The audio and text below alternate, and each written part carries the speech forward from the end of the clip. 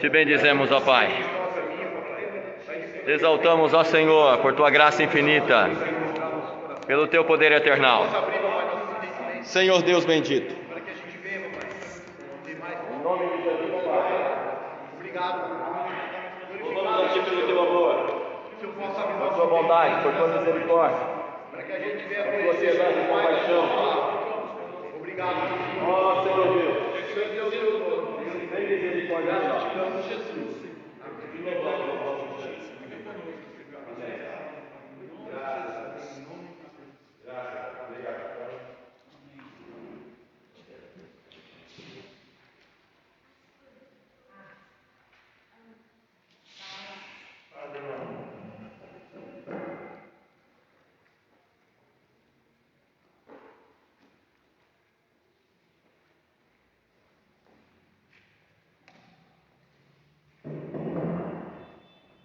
Boa noite a todos que estão conosco aí online também, sejam bem-vindos. Escola Teológica Beth Shalom, é uma alegria ter vocês que estão nos assistindo hoje também. Depois alguém entra, se alguém puder entrar aí no celular só para ver se está certinho aí a focalização, o som, se dá para nos ouvir, para a gente poder de fato iniciar sem interrupções, né? Me ajuda aí, por favor.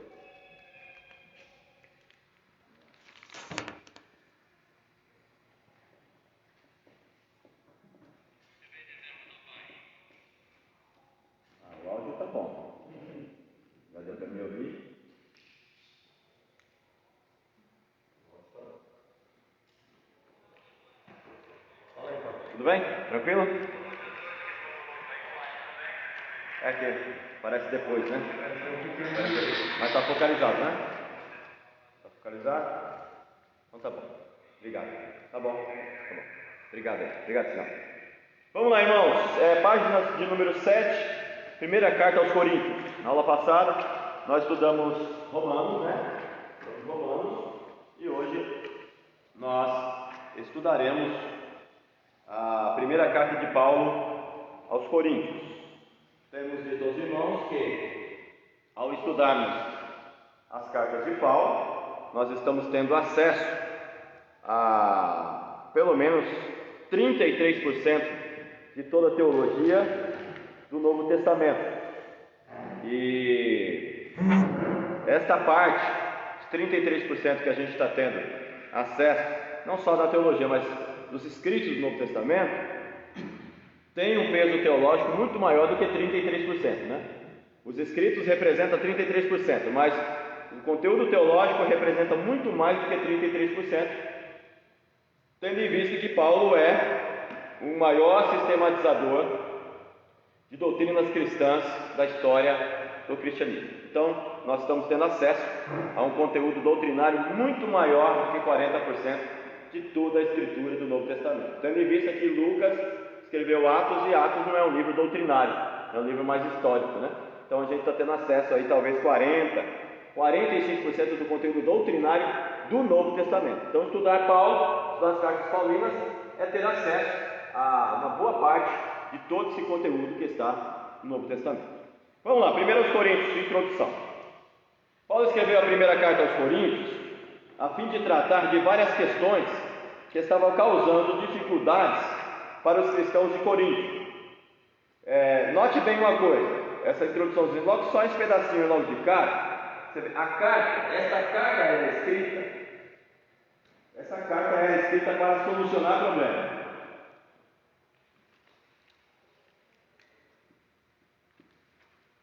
Certo? Para solucionar problemas. Então veja bem, e essa carta é uma carta escrita para quem? Para uma igreja que já está em atividade. É uma carta escrita para uma igreja que está formada, uma igreja que já está estabelecida. Essa igreja quem fundou foi Paulo. Paulo fundou essa igreja. Então essa carta não é uma carta escrita para matar saudade ou para mandar notícias, não. É uma carta doutrinária, eclesiástica, escrita para solucionar problemas. Então só isso aqui já pesa muito na balança. Se a gente tivesse que estudar essa carta um dos métodos mais eficazes para estudar 1 Coríntios seria estudar os problemas e não os capítulos, né? Normalmente a gente começa estudando a Bíblia por capítulos, Novo Testamento estudando por capítulos. Aqui, essa carta, se a gente conseguir detectar os problemas, a gente consegue estudar ela brincando, porque é uma carta que Paulo escreve para dar bronca nos crentes que faz parte de uma igreja problemática, e é uma igreja que ele fundou, então ele tem toda a liberdade de dar bronca, de adverti-los, de exortá-los e de dar diretrizes para eles por conta dos problemas que ali existem. Outra coisa, os problemas que aqui acontecem são problemas que eles pediram para Paulo responder, dar solução. Então aqui nós temos uma carta-resposta. Essa carta é uma carta-resposta, tá? É uma carta-resposta.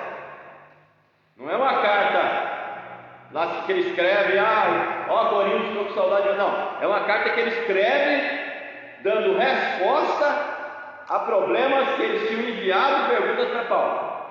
Eles têm dúvidas e eles querem respostas. Então, quando a gente pega logo na introdução que Paulo escreveu essa primeira carta aos Coríntios a fim de tratar de várias questões que estavam causando dificuldades para os cristãos de Corinto, essas dificuldades, esses problemas, são eles próprios que se manifestam pedindo para Paulo solucionar ou dar respostas que possam trazer solução para eles, certo? Então, quando a gente consegue identificar isso na carta, isso já fica, a gente já tem uma vantagem para poder estudar a carta. Já temos uma vantagem. Por quê? Eu já sei o porquê Paulo escreveu. Ele escreveu para solucionar problemas, e essa carta é a carta-resposta, certo? Não é a primeira carta que ele escreve para os Coríntios, é 1 Coríntios aí, na sua Bíblia, mas não é 1 Coríntios como a primeira carta que ele escreveu. A primeira carta que ele escreveu não está na Bíblia. Os teólogos dizem que se perdeu. Essa primeira é a segunda. Essa primeira que você tem é a segunda. A segunda que você tem é a terceira. E dizem que tem uma quarta que também se perdeu, certo? Então Paulo escreveu quantas cartas para os Coríntios? 4. 2 se perderam e 2 está aí. Essa seria, a primeira seria a segunda e a segunda seria a terceira, certo? Então aí, e você consegue perceber isso na leitura. Quando você lê a carta, você vai perceber isso. Vamos lá. Havia problemas a respeito de doutrinas, de comportamento nos cultos, de adoração e questões práticas a respeito da vida cristã. Grifa tudo. Especialmente a maneira dos cristãos se relacionarem com os pagãos. Tudo isso daqui tem a ver com problemas que havia naquela época, tá? Está sem apostila, né, mano? Deixa o Isaías chegar, que o Isaías tem. Tá bom? Tudo bem, grifaram? Essas são as questões, que vão estar lá, e a gente vai ver isso, tá? Os problemas eram tão sérios que finalmente os coríntios escreveram uma carta a Paulo, pedindo a sua opinião sobre vários assuntos. Leia para mim aí 1 Coríntios 7:1. Leia para mim aí 1 Coríntios capítulo 7, versículo 1, por favor. Ora, quanto às coisas que me escrevestes, bom seria que o homem não tocasse em mulher. Olha só, quanto às coisas que me escrevestes, quanto aos problemas que vocês pediram para me responder, as questões que vocês têm dúvida, tal, neste capítulo ele vai falar sobre a questão do casamento, do namoro, né? Do namoro e do casamento. Ele vai dizer, bom seria que os homens não tocassem mulher, porque eles estão em dúvida sobre essa questão de casar ou não se casar, né? De casar-se com quem, né? E como deveria ser esse namoro até o casamento se dar, ou na visão mais antiga, não era bem dizer namoro, era bem dizer noivado, né? Porque a filha ela era dada em casamento a um pedido que um pai com um rapaz ia lá fazer para a moça, né? Se pagava um dote, tudo, então era como se fosse já um contrato feito, né? Não era namoro como é feito hoje, no caso. Muitas vezes até antes de nascer, né? Sim, acordos entre famílias, né? Se fazia. Vamos lá, então do capítulo 7 em diante, Paulo escreve o que pensa a respeito desses assuntos que eles têm dúvidas, certo? E são vários assuntos. Mas Paulo procura não resolver os problemas que estavam causando tantas dificuldades entre os cristãos de Corinto. Acima de tudo, ele também quer que eles sejam em tudo guiados pelo amor cristão. Sem amor, alguém que se chama de cristão não é seguidor de Jesus Cristo. Sem amor, uma igreja não é corpo de Cristo. Então Paulo vai tentar, além de dar respostas a esses problemas, vai tentar doutriná-los para que eles vençam sozinhos esses problemas, para que eles tenham solução por si só, né?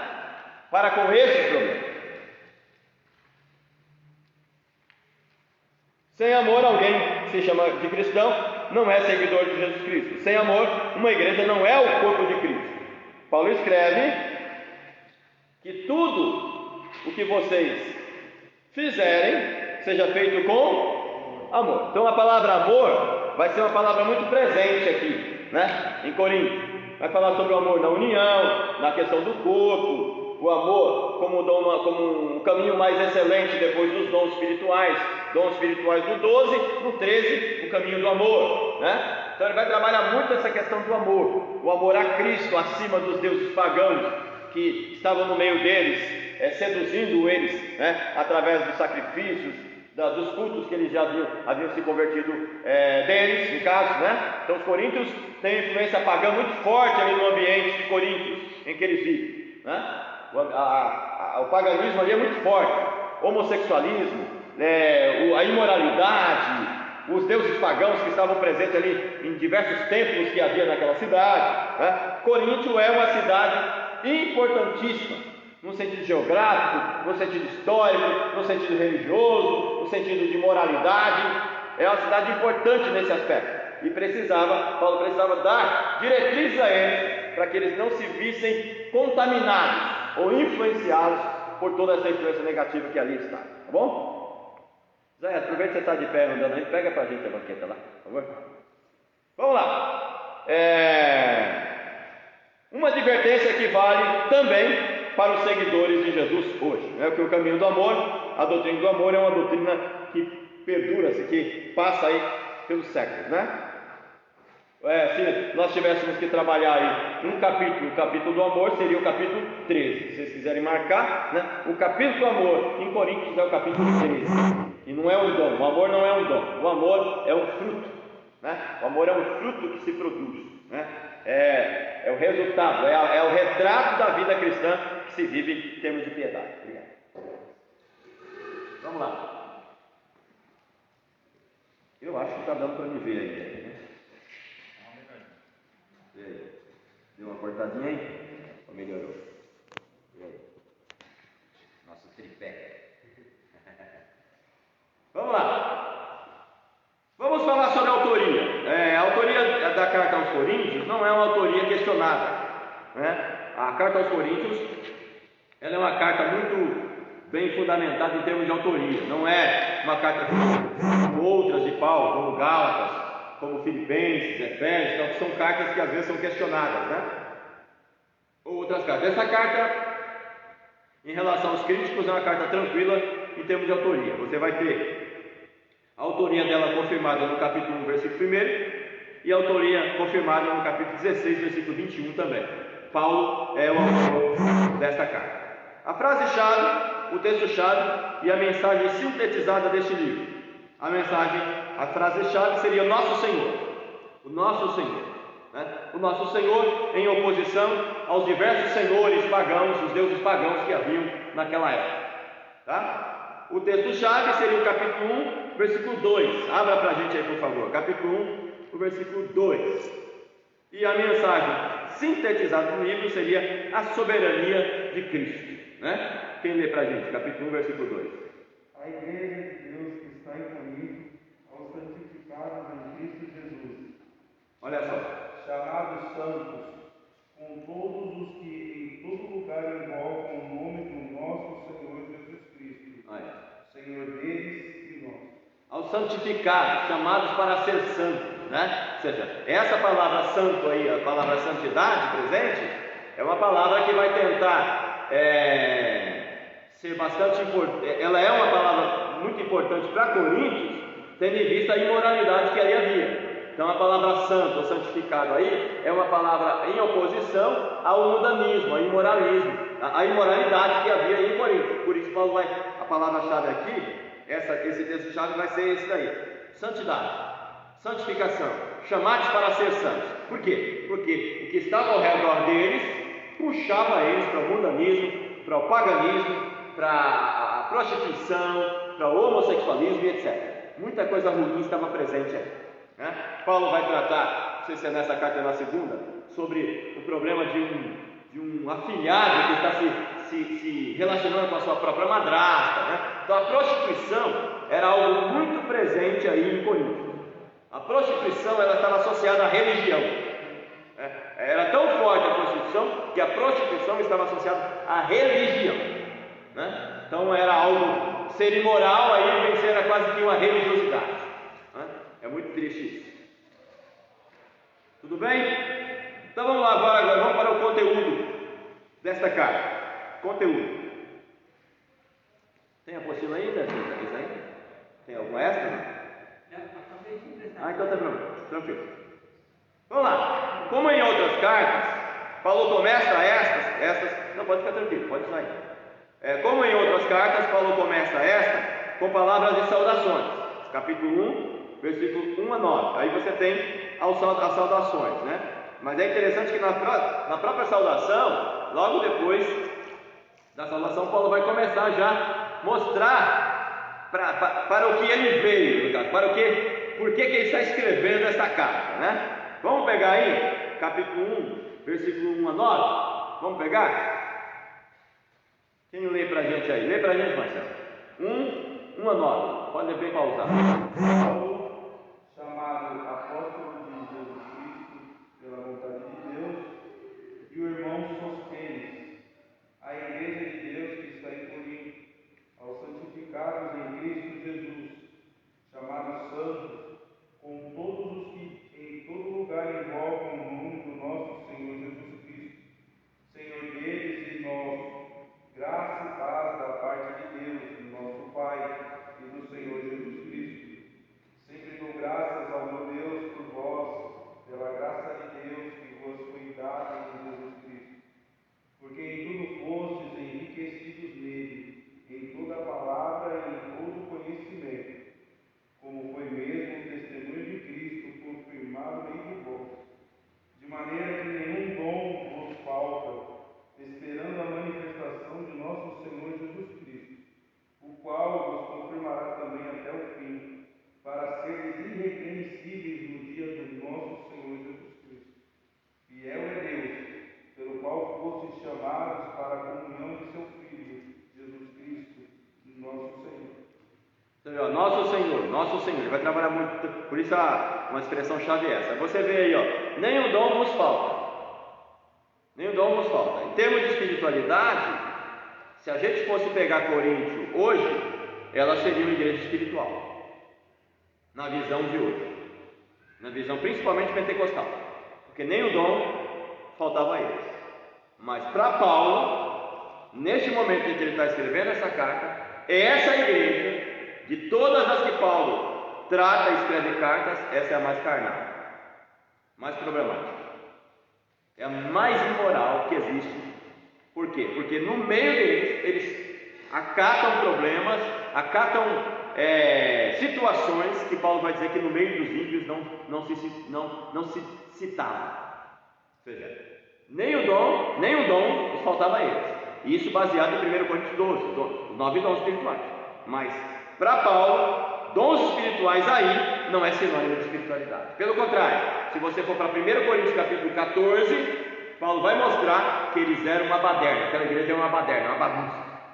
Ou seja, a própria cidade em si é. Sim, mas nesse caso, no que nós estamos citando, é que em termos de espiritualidade, Paulo não aplaude eles, Paulo denuncia eles, porque eles têm todos os dons, mas eles não sabem lidar com os dons. Eles não sabem para que os dons servem, não sabem, alguns se acham mais importantes do que os outros por terem dons mais excelentes e outros dons menos excelentes, e outros, e Paulo vai denunciar eles também no sentido de que na hora de cultuar eles não sabem em que momento profetizar, em que momento traduzir as línguas, em que momento dizer glória a Deus, aleluia. E Paulo vai dizer que se fosse depender deles, o neófito ou o indouto que chegasse ao culto não diria amém diante da ação de graça de Deus, porque não tinham compreendido nada do que estava acontecendo naquele Então culto. podemos entender que já na salvação ele já está importante. Sim. Você vê, nem o dom nos fala, porque ele vai trabalhar isso lá na frente, no capítulo 14. Eles faltava neles doutrina, ensinamento, ou faltava conversão? Faltava doutrina, ensinamento. Você vê, é lógico que Paulo vai dizer: vocês são ricos em termos de ensinamento, entendimento. Ou seja, tudo que poderia ser dito a vocês já foi dito. Agora o problema é que vocês não conseguiram seguir. Então, nesse sentido, Paulo doutrina mais ainda para ver se eles conseguem melhorar. Mas, de fato, o que falta para eles é viverem o que eles já sabem, é praticarem o que eles já sabem. Certo? Lógico que Paulo vai continuar ensinando. Capítulo 7, por exemplo, Paulo vai falar sobre alguns problemas que eles não tinham resposta. Paulo vai dar. Mas isso não quer dizer que eles deveriam, que a conduta deles era justificada pelo desconhecimento. Porque no que diz respeito aos problemas que estavam acontecendo, eles já tinham conhecimento. Essa questão dos dons. Poxa, 1 Coríntios 12, irmãos, acerca dos dons espirituais, não quero que sejais ignorantes. Leia aí capítulo 12, versículo 1. Eu não quero que sejais ignorantes. Vocês sabem o que tem que fazer, mas parece que vocês não entenderam nada. Fala. Antes aqui, no que o irmão falou aqui, ó, no 3:2, como leite vos criei. Olha lá. E não como carne, porque ainda não podeis, nem tampouco ainda agora podeis, né? Paulo está falando o que aqui? Falta maturidade. Criou eles, né? Falta maturidade. Então, na verdade, as duas coisas que o senhor citou estão faltando. Falta maturidade, conduta, e também estava faltando alguns ensinamentos que parece que eles não tinham. Ou Paulo tinha ensinado, eles não tinham entendido, ou Paulo agora de novo vai tentar mostrar para eles o que eles têm que fazer. Corinto é uma cidade portuária, né? Portuária, 2 mares, Egeu e Jônica. Então eles não tinham assim uma cultura definida, Era uma cidade nova, em termos de que ela tinha sido destroçada pelos romanos antes, né? O pastor Hernandes vai dizer que é uma cidade que tem uns 150 anos mais ou menos depois do que aconteceu com ela. É uma cidade nova, é uma cidade portuária, é uma cidade efervescente, onde passam diversas culturas para lá e para cá, porque as pessoas que vêm de outros navios vêm de outras regiões da Grécia, da Ásia para lá. Então, eles têm esse problema. Mas a igreja que Paulo fundou não era para se comportar assim, porque os ensinamentos necessários Paulo já tinha dado. Aí entra: com leite eu vos criei, ou seja, eu tratei vocês como novo convertido, eu dei para vocês o que vocês precisavam, mas parece que vocês não conseguiram crescer o tanto quanto vocês deveriam crescer. Paulo vai ficar, no primeiro momento parece que Paulo vai ficar 6 meses nessa cidade, parece que é o momento que ele funda a igreja, e depois vai ficar 1 ano e 6 meses, 18 meses. Justamente para quê? Para ensinar. Eu acho interessante isso, porque na nossa igreja comum, vamos dizer, quando você convida a membresia para fazer parte da escola dominical, que é ensinamento, doutrina, estudo, ninguém quer vir. Parece que todo mundo já sabe tudo. Todo mundo já sabe, já leu a Bíblia, já sabe tudo. Não tem mais nenhum aprendizado. Você vê, aqui, a gente tira por base isso aqui, Isaías luta, aí eu vejo o esforço de Isaías para tentar trazer novos alunos. Essa aqui, ou seja, a escola está aqui já há quase 3 anos, né? Mas você vê, e a gente sempre tem as mesmas pessoas. Você vê, temos 3 pessoas de fora aqui presentes, 4 que se dão. O restante só que é daqui. Quanto está? O Ginaldo, a Angélica, Isaías, 6 aqui. Nós tivemos outros que estavam presentes. Então, uns 10, vamos dizer uns 10, né, Isaías? Mas nós temos 4 de fora. E a igreja é grande. Então, sempre foi assim, né, Antônio? Não vai mudar isso. Sempre foi. E eu sempre digo isso. Que por exemplo, aqui hoje, se tivéssemos que perguntar para o Isaías, para o senhor, para o Misael, vocês que são líderes aí, o Dal, quantos membros nós temos aqui mais ou menos aí? 150 membros. Com quantos desses membros vocês podem contar para que a igreja vá adiante? Assim, em termos de direção, de administração e etc. Uns 10%? Ativos, os 10% ativos trabalhando bem. Os 10%, 15. 135 vão na onda, pega a marola desses, pega a onda desses por trás, atrás. E sempre foi assim. Outros lugares também vai ser assim.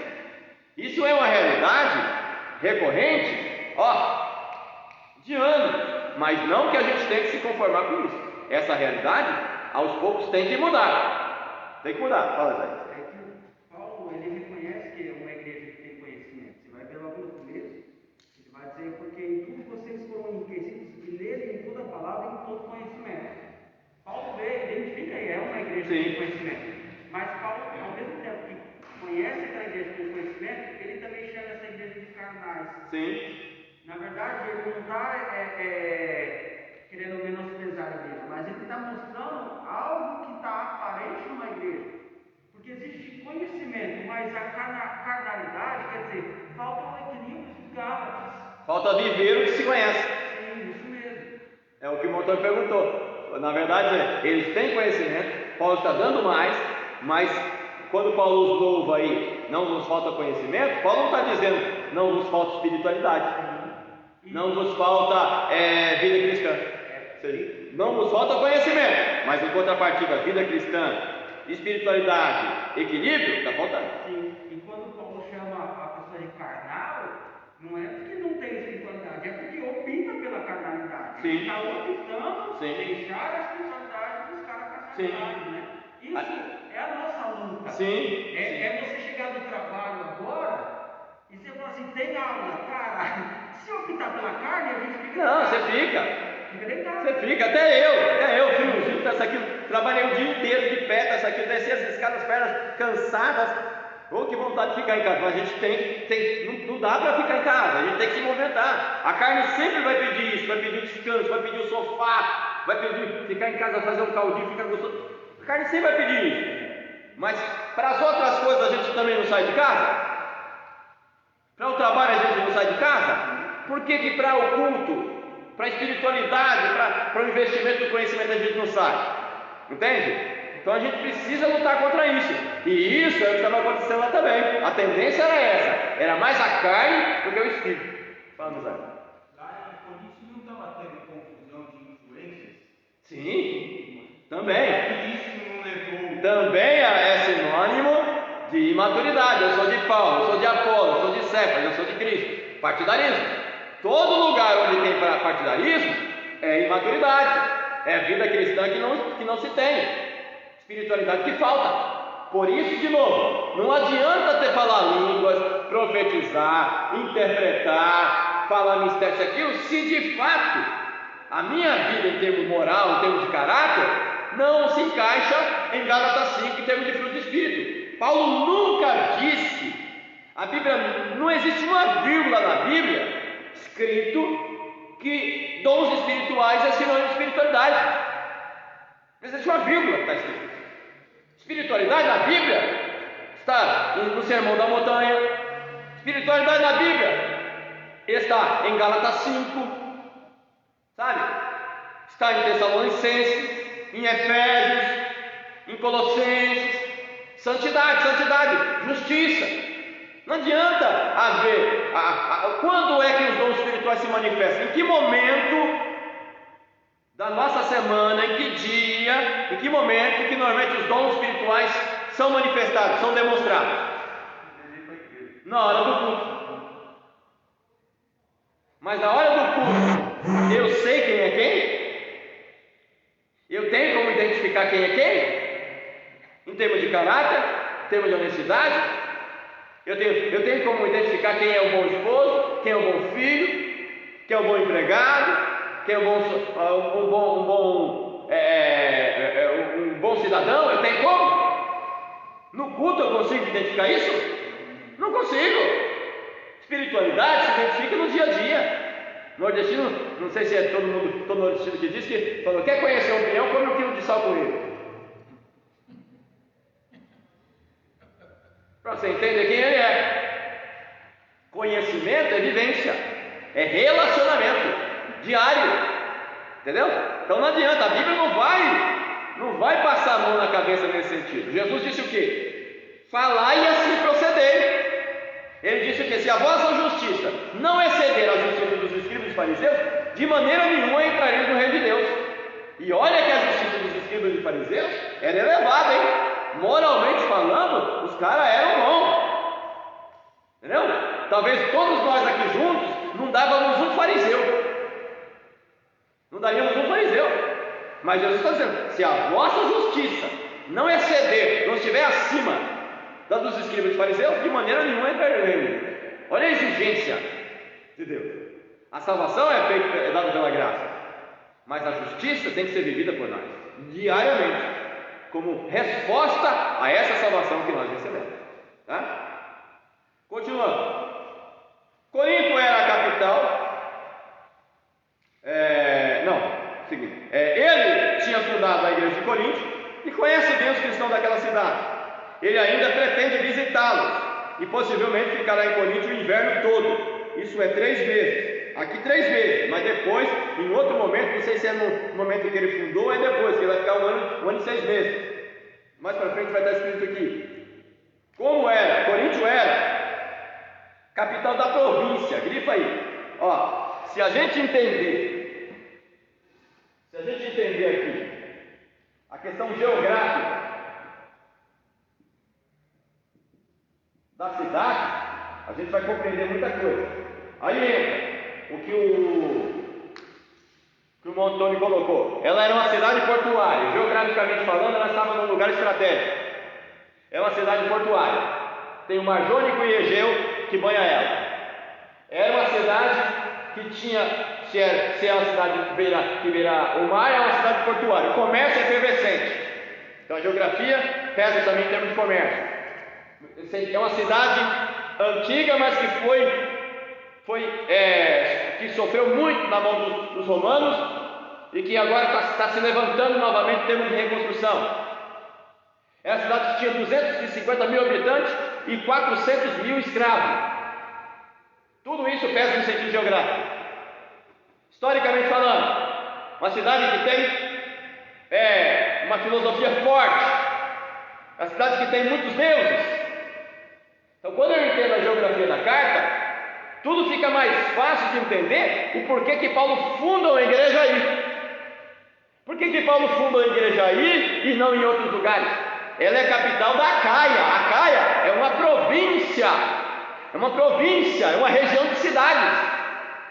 Ela é capital dessa província, de uma região de cidades.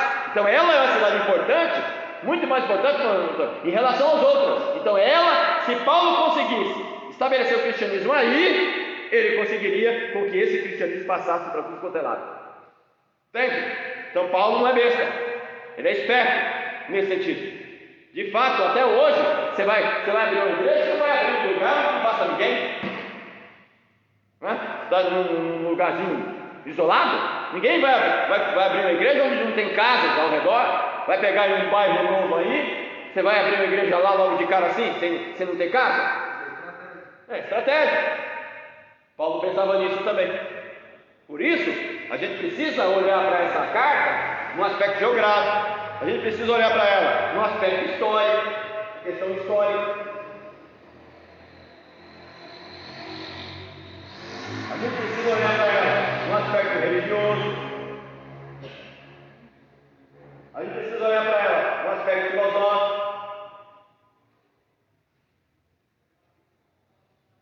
Tudo isso daqui vai pesar para a gente entender melhor a carta.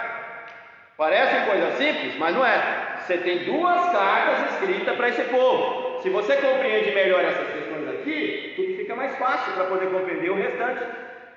Por isso Paulo não vai desistir dele. É a igreja mais problemática, mas é a igreja que Paulo ama. Paulo ama esse povo.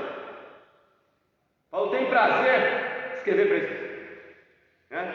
Por isso você vê essa saudação aí, que ele até começa devagarzinho, não dá logo paulada logo de cara. É uma província senatorial, é importante falar também isso, uma província, não é só a capital de uma província. É a capital de uma província senatorial, comandada por um senador, né? Por alguém que estava a serviço de Roma. Né? Você tem aí, está lá em Atos 18, 12. Né? Você tem aí o Gaio, que era o procônsul, né? Que era o magistrado, né, dessa cidade, que estava na província. Vai ter Gaio citando aí. Uma grande e próspera cidade, com um porto para cada um dos mares, o Egeu e o Jônico, se quiserem marcar, Egeu e Jônico, que banhavam a cidade. Na época de Paulo, a cidade tinha uma população estimada de 250.000 cidadãos, cidadão livre. E dá para contar quase dois escravos para cada habitante dela, porque tem 400.000 escravos. O mercado do escravo aqui era efervescente, porque era cidade portuária, certo? Se chega um mar, chega uma embarcação com essa aquilo e tal, o senhor vem, o senhor foi comprar mercadoria tal, em outra cidade com essa aquilo e tal, tem que ter empregado para poder descarregar a sua carga, né? Tem que ter escravos para isso, né? Os próprios navios, os escravos mercadoria transportada pelos navios também, porque o escravo é mercadoria, eles traziam para ser vendido aí também, né? Cidade comercial forte, né? Era famosa por sua cultura, né? Sua filosofia, seu comércio e também por sua imoralidade. Essa cidade tornara-se, deste modo, uma amálgama, uma mistura de gentes de várias raças e religiões, que o comércio transformou em centro de grande riqueza e de muita pobreza, e sobretudo em ambiente de proverbial imoralidade. Por que é de proverbial imoralidade? Porque havia provérbios, termos proverbiais que se usavam na época para falar da imoralidade da cidade. Entendeu? Lógico que hoje o termo corintiano tem a ver com um time, nada. Aqui em Corinto tem nada a ver com isso, mas na época, se alguém chamasse, por exemplo, ô corintiano, na época, se alguém chamasse alguém de corintiano, você chamava o imoral, ô ladrão, ô sem vergonha. Na época tinha, por quê? Porque corintianizar era imoralizar, era transformar em imoral. Não, né? Não foi eu que falei isso. Tá gravado, hein, moça? Mas tem aqui dando soco no ponto pensa. Era tanta a imoralidade dos coríntios que o verbo corintianizar começou a ser usado para dizer cometer imoralidade. Havia pelo menos 12 templos, olha só, Bíblia, isso aí, 12 templos nessa cidade. 12. Sabe o que é 12 templos? Inclusive de Afrodite, que era a deusa da fertilidade, né? Da fecundidade, que era a deusa grega do amor, né? Grega do amor, se eu não me engano, acho que é essa deusa aqui que tinha diversos seios, né? Que era sinônimo de fecundidade, né? A deusa Asclepe, que era o deus da cura, né? Além de deus da cura, até hoje o Asclepe, você vê a serpente, né? Na farmácia você tem aquela serpente, não tem? Ali é o deus Asclepe, entendeu? O deus Asclepe, que é o deus das curas, o deus da medicina, né? Então as pessoas cultuavam, queriam cura, eles iam no deus do Asclepe. Queria fertilidade, fecundidade na área sexual e etc. Ia para o templo de Afrodite, né? Se era pessoas que tinham tendências ao homossexualismo, esse negócio todo, ia para o templo de Apolo. Então cada templo está associado a essa questão. O templo de Apolo, ele é um símbolo do homossexualismo, lá em Corinto. Sim. Entendeu? Esses templos, todos eles tinham cada um a sua temática. É igual hoje, o Deus aí, os santos padroeiros. Esse negócio de santos padroeiros não é de agora, isso é antigo. Entendeu? Santo Deus padroeiro da medicina, é o Asclepio. O Deus de Apolo se chama Deus Sol também, construído no 6º século antes de Cristo. 6º século antes de Cristo. Havia também uma sinagoga dos judeus, Atos 18:8. Se havia uma sinagoga dos judeus, isso quer dizer que o judaísmo ali também era forte. Havia mais de 10 homens judeus naquela cidade. Porque se tinha uma sinagoga, é porque tinha mais de 10 homens judeus, certo? Pastor, desculpa atrapalhar. Vai lá. Corinto sofria muito com ataque pirata. Olha, eu não sei te dizer especificamente. Eu sei que na região, no conglomerado, Sim. na época, na destruição dos templos, os piratas, entre os piratas também as guerras, os piratas contra os romanos, tanto é que a família de Paulo ganhou a cidadania lutando em uma dessas guerras. Sim. Em Tarso, para Tarso a gente tem como provar que de fato aconteceu o ataque pirata. A de Corinto eu não sei te dizer assim de cabeça, até porque essa cidade em relação às outras é uma cidade nova por conta de que ela sofreu uma destruição dos romanos antes, mas agora, por ser uma cidade senatorial, uma capital, eu acho que seria uma coisa militar havia uma companhia militar aqui muito forte aqui. Então eu acredito que pelo menos nesse momento, acredito que não tenha sofrido. Agora eu não conheço a história toda de Corinto. Você vê, a pergunta do Marcelo tem a ver com a história da cidade. Eu vim no trem para cá, estudando, lendo e tudo, e uma das coisas que me veio à mente agora, até porque tem dois teólogos que fazem muito isso antes de falar da carta propriamente dita, que é o Dr. Hernandes e Augusto Nicodemos, eles sempre falam da história da cidade. Então nas próximas apostilas eu vou tentar ver se eu consigo trazer uma história da cidade um pouco, a geografia, a história da cidade, para que a gente possa se localizar no sentido histórico, para depois entender a carta em si. É lógico que a gente já está citando algumas coisas, né? Mas você vê, essas questões aí também pesam na balança, porque tem a ver com o quê? Com a história da cidade, no momento que ela é fundada, se ela sofreu algum ataque, quando ela foi destruída. De Tarso a gente tem. Porque sempre tem uma mudança. Sim. De pensamento depois de uma grande destruição. Isso. Como é que eu posso? Um exemplo, o Brasil. Estamos passando por esse momento difícil e tal. O governo teve grande chance de fazer o país sair de uma forma diferente do que vai estar saindo, mal visto lá fora. Certo. Pelas atitudes. Isso é um exemplo. Sim, é um fato histórico que marca o país. Eu estou tentando exemplificar. E Tarso é um exemplo disso. Sofreu os atentados, mas se reergueu de melhor maneira, que chegou a ser um centro filosófico. Sim. Eu vejo em algumas conversas que eu tive com você se preocupa muito com o lado histórico. Você gosta da história. Então seria bom você comprar alguns comentários históricos. Existe um comentário histórico da Bíblia. Por exemplo, você tem um comentário histórico do Antigo Testamento e do Novo Testamento, um box. Porque aí você vai pegar o quê? As questões históricas por trás. Você pode pegar também, por exemplo, Jerusalém no tempo de Jesus, do JJ Jeremias. Ele vai trabalhar como que era Jerusalém na época de Jesus. Roma. Sim, a sua preocupação é muito parecida com a preocupação do Isaías e do Israel, que estudaram geografia, que são formados de geografia. Então você vê, a sua pergunta localiza a carta na história. Eu já disse isso para vocês. Vou dizer de novo. Não estou querendo dizer que vocês esqueceram, mas vou reforçar de novo. Não adianta vocês lerem a Bíblia sem levar em consideração que os livros foram escritos no tempo e no espaço.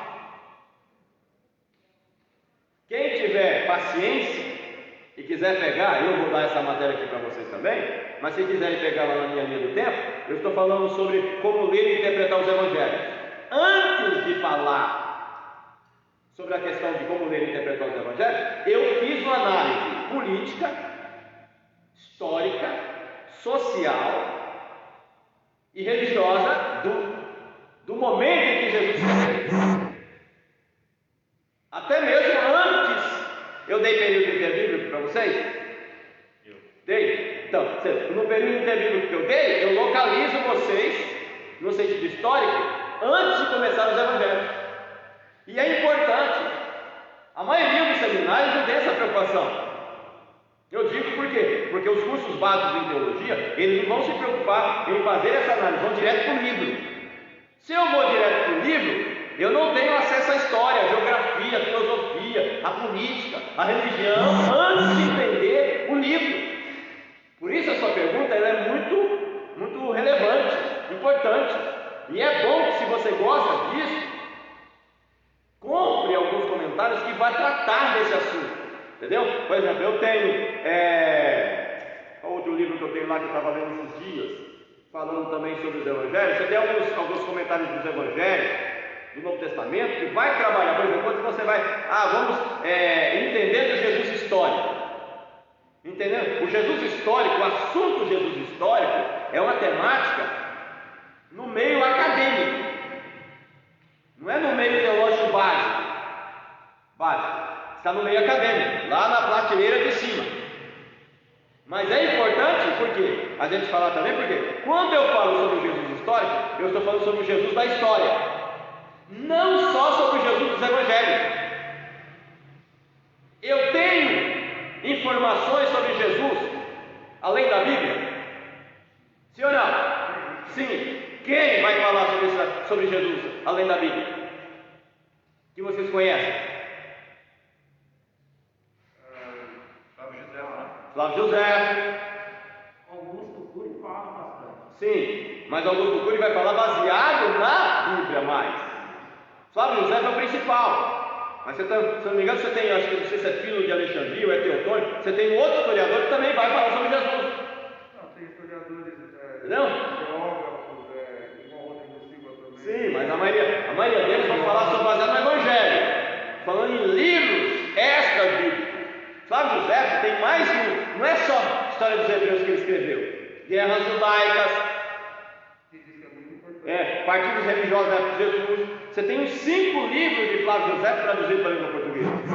Então, quando eu me preocupo em entender uma carta como essa e localizá-la no tempo, data, e no espaço, geografia, história, momento em que aconteceu, eu localizo a carta na história. Aí eu vou além do sentido espiritual, eu vou além do sentido prático. Que uma coisa é você pregar ali no púlpito para o povo dizer glória a Deus, aleluia.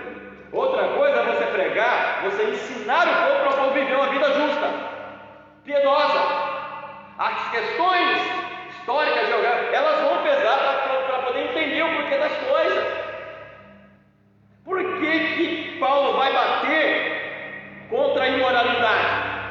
Você tem Paulo, no aspecto histórico, nós falamos que a cidade de Corinto era uma cidade onde tinha muito homossexualismo. No aspecto histórico, nós vamos dizer que a cidade de Corinto era a cidade que tinha, esse templo de Afrodite, tinha mais de 1000 prostitutas cultuais. No aspecto histórico, nós afirmamos que a cidade de Corinto, geograficamente falando, ela é banhada por 2 rios. A Bíblia vai falar sobre isso? A Bíblia vai falar sobre isso que eu estou dizendo? Não! Como que eu sei? Aí a parte histórica, eu vou em livros extra-bíblicos estudar a história da cidade, para poder compreender melhor o próprio livro da Bíblia. Por isso que é importante. Livros que trabalham um comentário cultural, histórico da Bíblia. A cultura na Bíblia. O que era cultura na época? O que é cultura? Conceito de cultura na Bíblia. Hoje nós temos uma cultura brasileira. Você saiu daqui, você vai para a cultura americana, argentina, chilena, etc. Cada país tem a sua cultura. A Bíblia traz uma cultura específica. Você tem uma cultura bíblica? Você tem como identificar uma cultura bíblica que possa regimentar a nossa vida diária? Você tem? Vocês já pensaram nisso? Entendeu? Esse nível de aula está além do curso básico, médio. Esses pensamentos que nós estamos traçando aqui, ele vai para o bacharelado em teologia, ele vai para uma pós-graduação, ele vai além. Por isso que é importante. Vocês não podem ficar só dentro do quadradinho. Entendeu? Tem que ler outras coisas mais, tem que correr atrás. Olha o que eu tenho aqui nas minhas mãos, Estou saindo aí do foco do vídeo aí. João Crisóstomo, comentário às cartas de Paulo, volume 2. Sabe quantos anos tem isso aqui? Sabe quantos anos tem? Isso aqui tem mais de 1700 anos. Eu não me lembro bem qual é o momento histórico que João Crisóstomo está em atuação. Comentário das cartas de Paulo. Já havia comentário das cartas de Paulo, já naquela época, terceiro século, quarto século. Aqui, ó. Aqui ele vai falar, lógico que aqui não é comentário como a gente vê hoje, né? Comentário bíblico como a gente vê hoje, é um pouco diferente dos comentários de hoje. Mas você tem aqui, ó, eles chamam de homilias sobre a primeira carta aos Coríntios, a introdução, e homilias sobre a segunda carta aos Coríntios. Esse livro aqui é o comentário de 1º e 2º Coríntios. Tem 1700 anos mais ou menos. Aqui, ó. Porque isso aqui é da editora Paulo, editora católica. Eles têm o direito de editar esses livros antigos, né? Não está na mão de nenhuma editora protestante. Se bem que a gente tem livros importantes também. Mas aqui é um livro que é editado pela Paulo. Mas para quê? Ler um livro de 1700 anos, para você entender como que eles entendiam a carta de Paulo naquele momento. Está entendendo? A gente precisa sair um pouquinho dessa nossa comodidade, né? E ler algumas coisinhas a mais em relação ao que a gente tem lido, né? Zé, o café já está aí? Eu vou pegar. Tá, beleza. Vai lá, vamos seguir aqui para a gente fazer a pausa então. Havia também sinagoga, por isso a pequena minoria cristã da cidade enfrentaria dificuldade em manter firme a sua fé em Cristo Jesus e viver uma vida digna de seguidores de Cristo. Nesta carta, Paulo trata de uma série de assuntos. Vai grifando: imoralidade da igreja, processos na justiça contra os irmãos da fé. Paulo vai dizer: eu não acredito que vocês, sendo crentes, vocês não conseguem resolver o problema judicial entre vocês, a ponto de irmãos na fé levarem outro na justiça. Nessa época, olha a mente de Paulo. Hoje, será que um processo que aconteça entre irmãos dentro da igreja não possa ser resolvido pelo próprio pastor? Sentar entre eles e resolver? Para que não se vá na justiça? Será que o pastor pode conciliar uma situação dessa? Por que não? Por que não?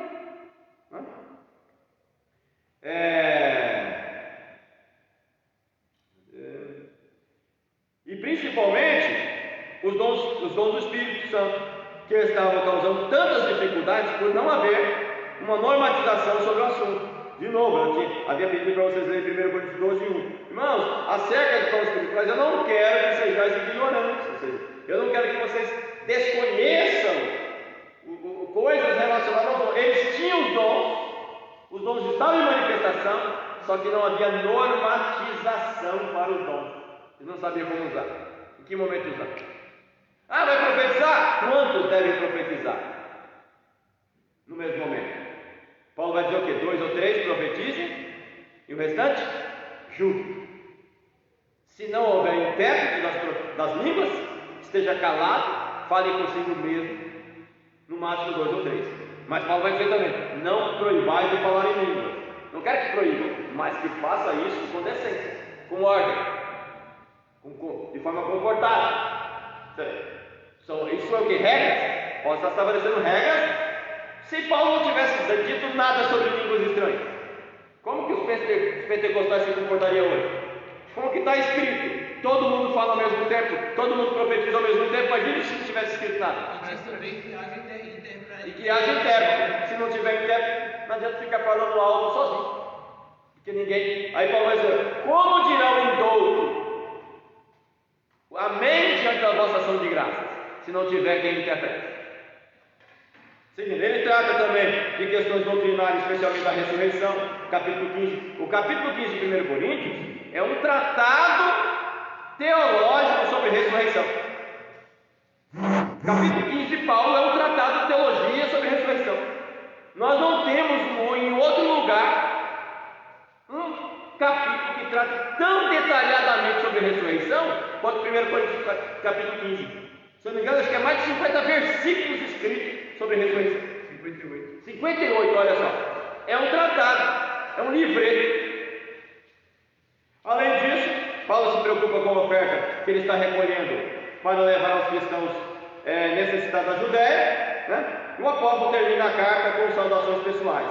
O ponto alto dessa carta é o belo hino, né? O belo hino ao amor cristão, né? Visto como uma doxologia, chamada de doxologia. Seria o quê? É um louvor, é um escrito com o objetivo de cantar, de adorar a Deus. Tanta verdade é que virou música, né? Na boca de alguns, como o próprio Renato Russo.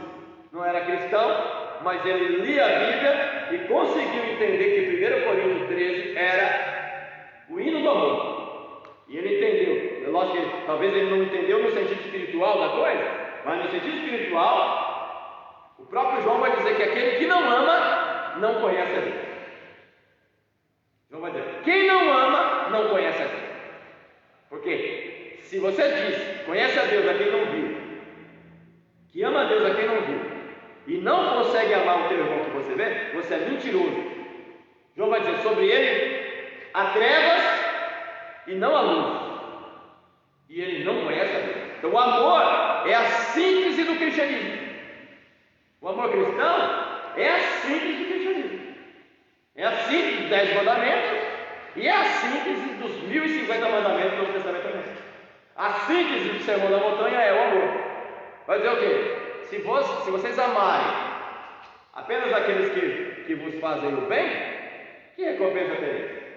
Ele vai dizer: amai os vossos inimigos. Olha, orai pelos vossos inimigos e amai aquele que vos persegue. Que mandamento doido! Mas se não viver, não está salvo de acordo com as doutrinas de Jesus. Certo? Vamos tomar um café agora, 10 minutinhos no máximo, e a gente volta falando sobre a mensagem do livro. Tá bom? Vamos lá, vamos dar uma pausinha rapidinho. Oi?